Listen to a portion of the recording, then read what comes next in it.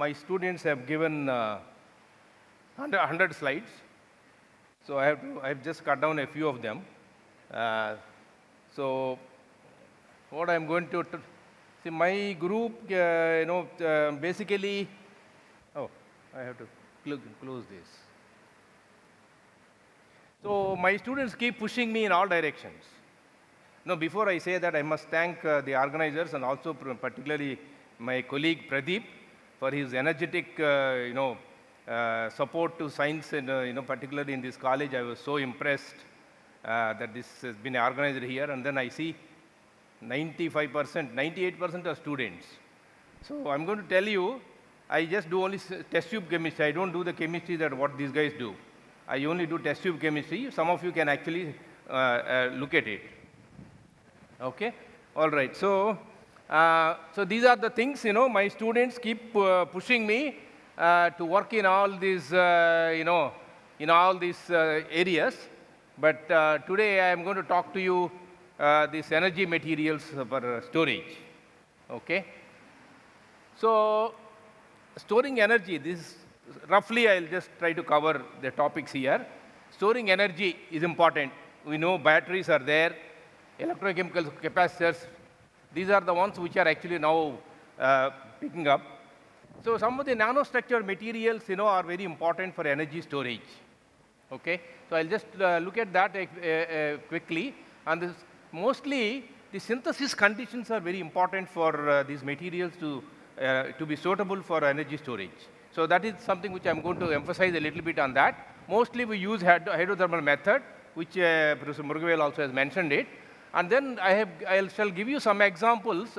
Maybe I may not be able to cover all of them. Some examples I will give you. Okay. So if you see, for example, in this hall, we have the cell phones and then laptops, smartphones, everywhere. You have a lot of consumer applications where you need to rechargeable batteries. Batteries are important. But what about in future? What we are going to have is capacitors also are going to be very important. Capacitors are going to be converted to sort of, they can act as batteries and also supercapacitors, both.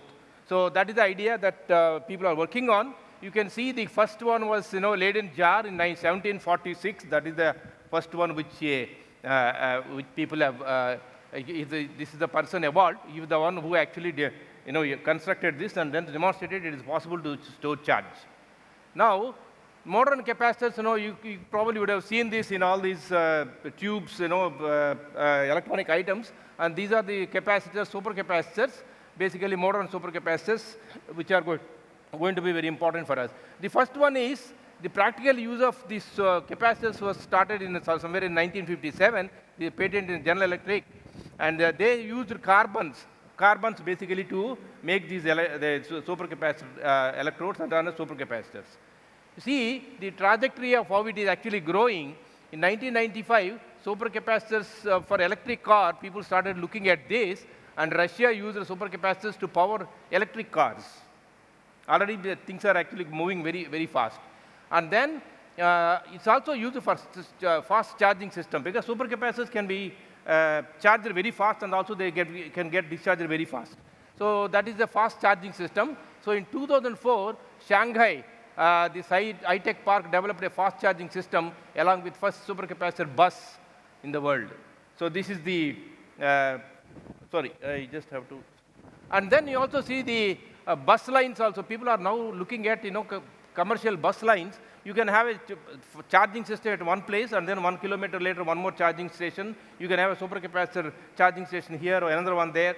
So this kind of a bus line for about few kilometers have been built in US. So that is the US and also Shanghai. And then heavy electric vehicles also, people started looking at this. Now the rechargeable supercapacitors, 2019, these were developed by United States, and 2018 flexible supercapacitors were also developed. So you can see how the trajectory is going. In future, I'm sure we will have many of them in use, even in India. The problem here is, the characteristics of this one is, they have high power density, and then rapid rate charging and discharging, but then the energy density is very low. That is the main problem in supercapacitor. Energy, like batteries have very high energy density, but here you don't have, energy density is limited. life cycle is very good. You can have up to 10 to the power of 5 cycles, it can be used. So there are two ways of looking at these supercapacitors. Number one, where to store energy, there are two mechanisms. One is double layer capacitance. That means I'll tell you this mechanism later. And the pseudo capacitance. These are the two ways of storing energy in supercapacitor systems. You can see here. If you see this one, this is a rechargeable battery which we use. It takes several hours to charge, and also discharge also will take time. But whereas capacitors, the charging is very fast and then discharging is very, very fast. Both are done very, very quickly. So what is important here is that we need to have the first developed General Electric engineers in 1950 using activated charcoal. That is the one which even today I think mostly charcoal or carbon is the important material for these supercapacitors. Then the NEC, the Nippon Electric Company, this is the one which fabricated in 1977 using aqueous electrolyte capacitor. Aqueous electrolyte started using, that is where people call it a now supercapacitor, right? So what you have here is, as I mentioned to you, they have super power density than batteries, but then lower energy density. This is one of the limitations that they have. And then, so to avoid this, to overcome this particular problem, they started using, preparing hybrid supercapacitors. They are also called sometimes in the literature supercapatories. So sometimes in some of the journals, you see this particular word is used.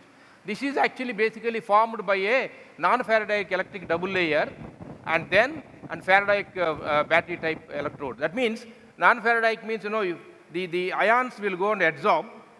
That is non-Faradaic. In the Faradaic case, there is electron exchange. So these two electrodes are made, put together to prepare this, to make this supercapatories. I'll just give you the example a little later. ELTC acts as an anode, providing high power density, while battery type material acts as cathode, delivering high density. So both higher energy density and higher power density, they should be combined so that the supercapacitor is used very effectively. That is the whole idea of generating these hybrid storage systems. All right. So what I would suggest is that in the whole scenario, it is actually started changing. You see here there is a power density plotted in this, and there is energy density plotted here. So the batteries are going to be somewhere here for high power density. Supercapacitors are going to be somewhere here. So now the hybrid supercapacitors are going to be somewhere here, where both high energy density, high power density can be combined here. So this is the region where people wanted to reach now. Currently, for that you need to have a lot of newer materials to be developed. So this is the timeline of that. Somewhere in 1962, there is a conceptualization of pseudo-capacitance has been brought in by Conway. There is a book by Conway, is a standard book. And then 1971, energy storage study. The ruthenium oxide thin films are actually examined first. And even today, ruthenium oxide thin films are actually supposed to be the best ones. And then 1987, conducting polymers, for example, PANI, polyaniline polymer, and that polymer was tested. And then you have this, they started looking at intercalation of ions. That is another concept which came up in 1991. And then you have this ruthenium oxide, hydrated ruthenium oxide, then manganese oxide, vanadium oxide, aerogel, lithium cobalt oxide, so on. And then it keeps on going, In 2020, pseudo-capacitor lithium intercalation in molten salt-derived mexenes. These are the new materials which are people now looking at. So that's very important. There is another question. People have started looking at chalcodenied materials. Till now, chalcodenied materials are not really well examined. That is another area which people actually can look at. So the way the publications have grown up in this area, somewhere around, we started around 2006 or so, and then you can see that how it is growing. Today it is about 5,000 papers. In 2020, it's about 5,000 to 6,000 papers are published. And in this, you see share of China is more. This is 50% these materials are coming from China.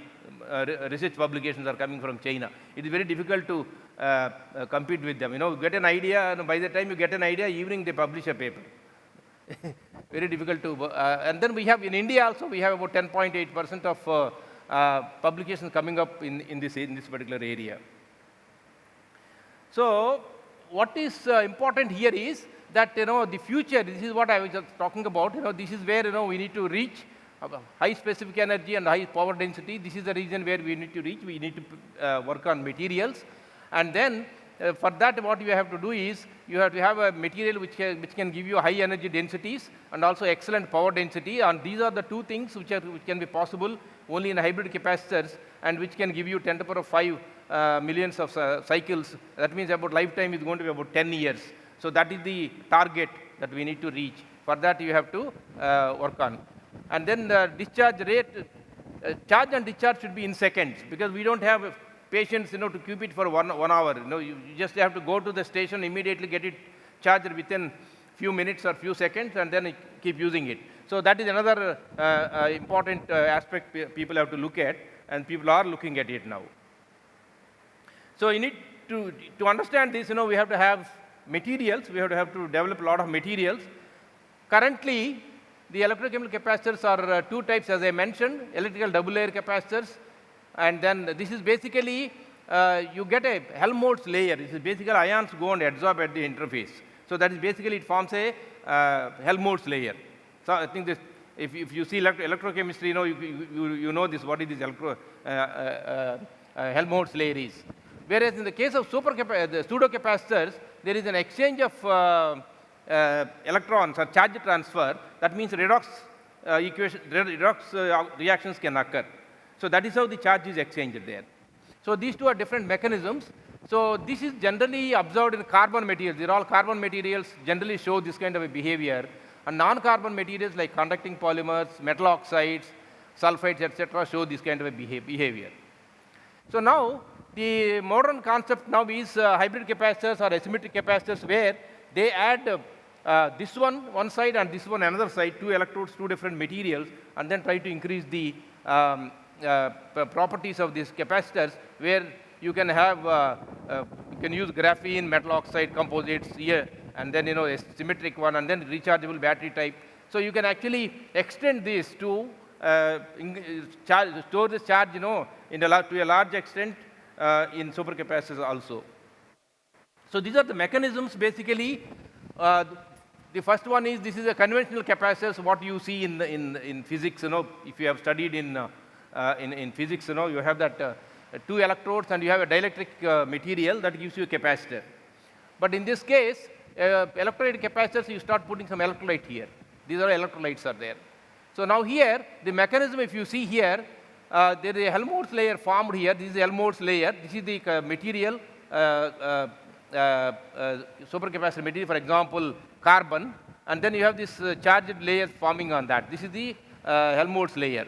And then you have a double layer, diffuse layer, etc. are there. So this is the kind of a mechanism you can see in the case of double layer capacitors or pseudo capacitors, EDLC type capacitors. And then in this case, the charge transfer occurs because of the redox reactions. Because of the redox reactions, and there can be an exchange in charge, and then that will lead to redox reactions at the interface, and that will give you the charge storage property. So how do we distinguish these two? The way to distinguish these two is, if it is absorption pseudo capacitance, that is, this is a Helmholtz layer which is just absorbed on the platinum electrode, for example. In this case, you get this kind of a CV. Cyclic voltammetry is the technique, one of the techniques which people use to analyze these capacitor materials. So if you use a platinum electrode and then put for example, some particle is absorbed here, ions are absorbed, for example, on this. If you try to look at this and then try to record the CV would look like this. Okay, so these are the peaks which are responsible for this absorption here. Now, suppose if there is any pseudo capacitance is taking place, that means some ions are getting absorbed here, then you start getting some kind of a rectangular shape cyclic CV. diagram. So that tells you that it is a pseudo-capacitance behavior. Now here, if you see, you start seeing, this is another one, intercalation pseudo-capacitance, where this is the material what you have, and then these are the electrolyte ions, and these electrolyte ions can go inside the layers, and then gives rise to pseudo-capacitance. So that will give you this kind of a CV behavior. So the students would look like, they look at CV, they will try to see what kind of a mechanism that is being followed in the materials that they are studying, essentially. Okay, so the story up to 2008 is this one. This is the story up to 2008. Around that time, we started looking into this particular area. So where you can see that these are the polymers basically, and then you have carbon materials, CNTs, and activated carbons, etc. here. And then you also have metal oxides here, nickel oxide, manganese oxide. And then the highest specific capacitance was at that time was around 600 farads per gram. And then you can also see ruthenium oxide was the super material at that time. This is actually coming almost close to 1200. Then after 2008, this has actually gone up to nearly 2000. So some of these, many of these materials we have studied in our lab, and then I'll just show you. These are other materials which you can see that now supercapacitors can be made flexible. That is also possible now. Flexible materials, flexible supercapacitors, and you also have coil type supercapacitors here, and you have this these fiber type capacitors here. These are all different varieties of supercapacitors people are now working on. Now people are also looking at MOFs and COFs because you have large pores here. So absorption is, there's a lot of surface area, absorption can take place. So pseudo-capacitance can be very high in these kind of materials. So people started looking at these porous materials as well. So this is I've taken this from Energy and Environment Science, from this paper. You can see here, nanostructured material engineered at nanoscale as electrode materials. This is one of the interesting article that I think the students should, if you wanted to read, you should be able to read this and understand. You can see nano rods, nano wires, nano tubes, and then activated materials, and then graphene, metal oxides, whatnot. Metal, transition metal, dichalcogenides. So many materials people are now looking at, but to take them to the commercial level is a different story. But in the laboratory, you can actually think of lot of possibilities. That's what. So what we have learned over a period of 10 to 12 years in our lab working on various materials is that we have to have requirements for electrode materials for electrochemical supercapacitors. This is what I have actually come across. I have thought about with a lot of experience with my students. So here you need to have nano size morphology, pore shape, structure. These are the factors which can influence the supercapacitor property. High electrical conductivity, redox activity, additions of carbons that is required for conductivity in case if you are using a non-conductive material, and then thermodynamic stability, potential range, etc. Cycle life, and then wettability is also important because you are using electrolytes, aqueous electrolytes many times. Organic electrolytes are also there. Ionic liquids can also be used. That is also people are now looking at. And then the porosity, pore size of the, if you have a porous material, like what Professor Murugavel has talked about, the porosity, if it is around 2 to 6 nanometers, that seems to be some kind of a optimum pore size that is required for getting good capacitance. So that is another one which we have looked at. So these are the things which we have learned in last 12 to 13 years by working on various materials. Okay. So what I'll do is I'll just quickly, I think time is running out. Some synthesis methods quickly I will tell you. There are so many things which you need to, there are so many issues I have listed out here to look at. But what is important is these are the properties which you have to look at. These are the properties that depend on the how you control. You can control precipitating agent, templates, solvents, metal precursors. All these things, can affect the pore size and then morphology of the materials, and in turn supercapacitor property. So it's quite complex at times. You really feel very um, we feel lost actually. But so there are people have used a variety of materials, but what we have done is we have used the simplest method here. This reflex method and servozil method, hydrogel method. These are the methods which is very easy in my lab. I don't have to spend much time, so I started using these three methods. These are the materials we have made.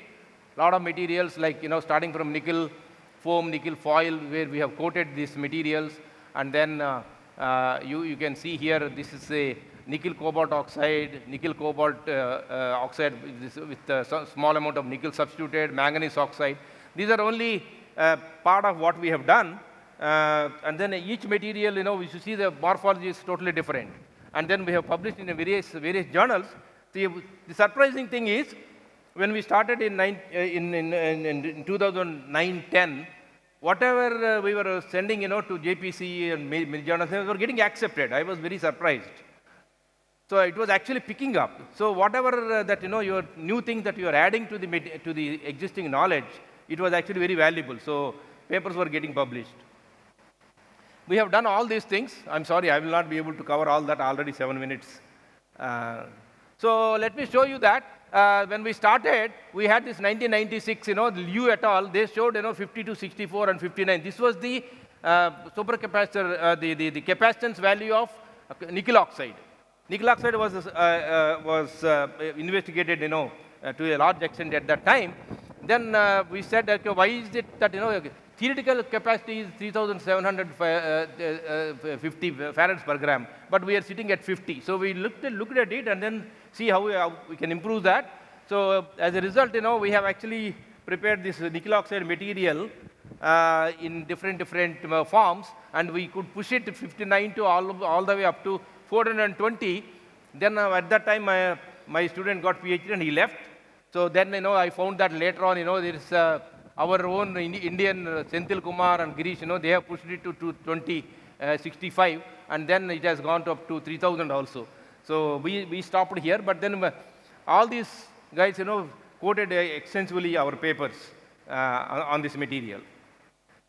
So then what we have done is, I think I will skip some of these things because I want to show you some inorganic materials because I title was inorganic materials. I'll just show you some. See, for example, this is one of the interesting experiments that we have done, where we have taken this, where we try to look at this manganese oxide. Is an interesting compound. We try to make this compound, with different morphologies. You can see beautiful morphologies here. By preparing this in glucose, galactose, and mannose, these are the kind of reducing agents which we have used. And then finally, we ended up getting the manganese oxide with the different morphologies. So this is a simple test tube chemistry. You don't have to spend a lot of time on that. And then when we looked at this, you see the porosity, these are all pores, nice pores are there here, you see, here. So different manganese oxides have different pores here. And also surface area is different. If surface area is very important in this particular, for this property, you can see you should expect this particular material, which is MnO2 prepared by mannose, as the reducing agent should show higher capacity. So that's what we have actually observed here. You can see that MnO2 prepared by mannose, using mannose as the reducing agent, shows higher specific capacitance. So like that, we have actually looked at, surfactant effect, for example, effect of surfactant, etc., to see how we can actually vary the, you can see here, different types of, morphologies are prepared, and then they were studied for supercapacitor property. You can see here, CTAB, B2O5 prepared by CTAB is showing good specific capacitance here, and then good cyclic performance also. If you use, this is V2O5 free, that means, we have taken it from without CTAB. CTAB is a surfactant basically.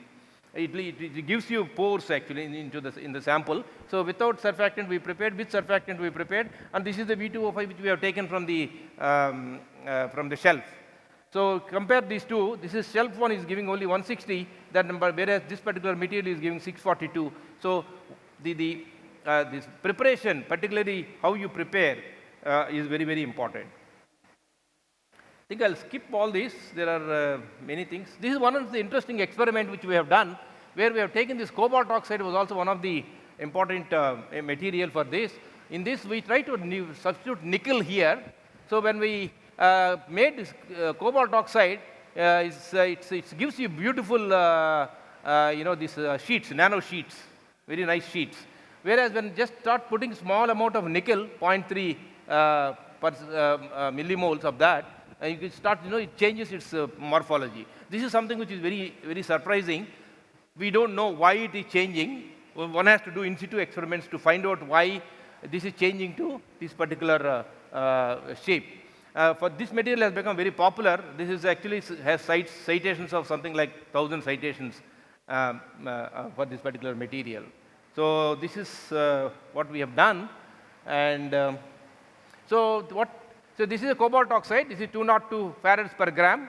And then nickel 0.3, if you substitute, it increases to 396. And we also have added, taken this material and coated on nickel foam, and that shows 1423 farads per gram. Nickel foam is quite often used as a conductor. And it has a lot of pores here. The pores, can actually, you can deposit this material in the pores, and then you have large surface area. So that also helps to increase the capacitance. So this is the point. Now we have actually brought this nickel cobalt oxide. These people also have done this. They are sitting around 900. So we were able to push it up all the way up to 1650 farads per gram. There was a lot of competition. Who will push these values up and up? So different types of synthesis methods people have used to get better capacitance. So this is the some of the different methods, chemical path deposition. I hope it is okay. So the different methods are there. You see, hydrothermal method is a fairly standard method. You can see these are all coming, more or less similar value out of 1600 farads per gram, which we have actually reached. Okay. So this is the nickel oxide story which I told you. Nickel oxide is somewhere here, I think, and then we have been able to push it up to 1600. So that is a good achievement in my opinion from our lab. So we also started looking at some inorganic materials, coordination polymers. So we made these coordination polymers and then looked at their properties. I'll just skip all these, all characterization. You can see here using this materials we made using particularly the lanthanide materials we have used. Lanthanide elements we have introduced, cerium, samarium, because those are not really looked at, and some of them will have a more than four coordination numbers. So you will have a lot of pores possible there. So we looked at that one, and then we made this cerium doped. This is the ligand. So this material we made this material, and this was showing. You can see that light is glowing here. So there is a charge storage possible in that material. You can see this is the LED glowing there. So you can see this is actually beautifully, it is coming up to 250 seconds. So there is a nice charge storage is possible here. This is another one, lanthanide MOFs. Actually, MOFs also my students have tried, and they have synthesized some of these materials. Okay, I'll just show you. This is one of the materials, MOFs. That is MOFs actually. The LDH material is another one which we have tried. This is a material which my students have made using this GIF67 as a precursor.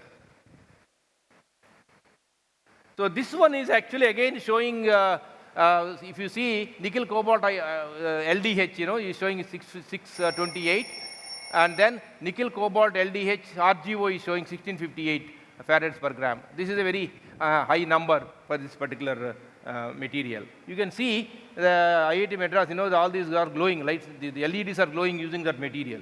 This is a clear example that charge storage is there. It's not that we put some numbers. You can see this is actually up to 7 minutes it is glowing. Even it's going beyond that. He stopped at 7 minutes. So this is one of the materials was made successfully. Okay, so let me just show you. This is the tree where you have this. You have to work on many things. You can see here types of material, substrate, working voltage, electrolytes, properties of material, electrode assembly, factors. These are all important that one set of important things. And then the types of supercapacitors, you have this, and then electrolytes, what kind of electrolytes you use, and then performance of the supercapacitor. You can see these are all the things which you need to keep in mind when you are working in this particular area. Okay, okay, I think I would like to summarize this, some of these things which we have done. I'll just stop here and come to an end here. So these are the champions. There are a lot of students work. She is now in Bangalore, IISc Bangalore. These are all now working. He is going to submit his thesis, and he is got a job in Rajiv Gandhi Institute of Petroleum Technology.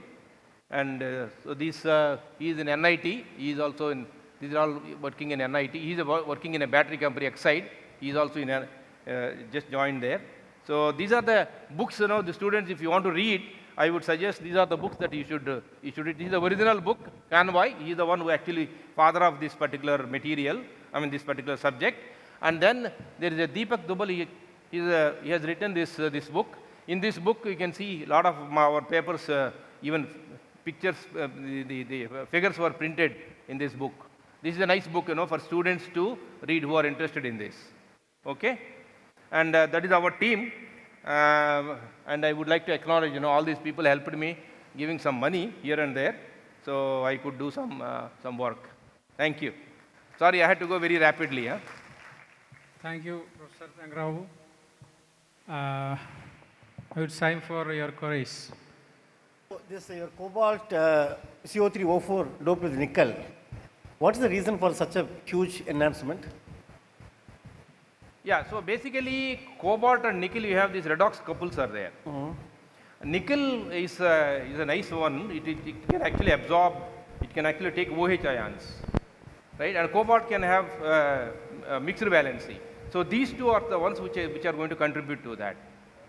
So that is the reason why, in fact, one of the US company from New Jersey called us about this material. Okay. So it's a multiple things, you can have, as I said, there are so many factors contributing to this capacitance. In this particular case, that one, yeah. So, yes, a question which would interest me, has anyone looked at nickel cobalt phosphates? Nickel cobalt phosphates, actually, there are some reports, some people are working on nickel cobalt phosphates. I think we can, I've not ventured into that. I'll go and check it here. Yeah, I think that some people are working on that. Any question from student side? You have a chance for only one question. They will read those books and then come back. Right? Okay. Now, I think we can give the memento as a token of love.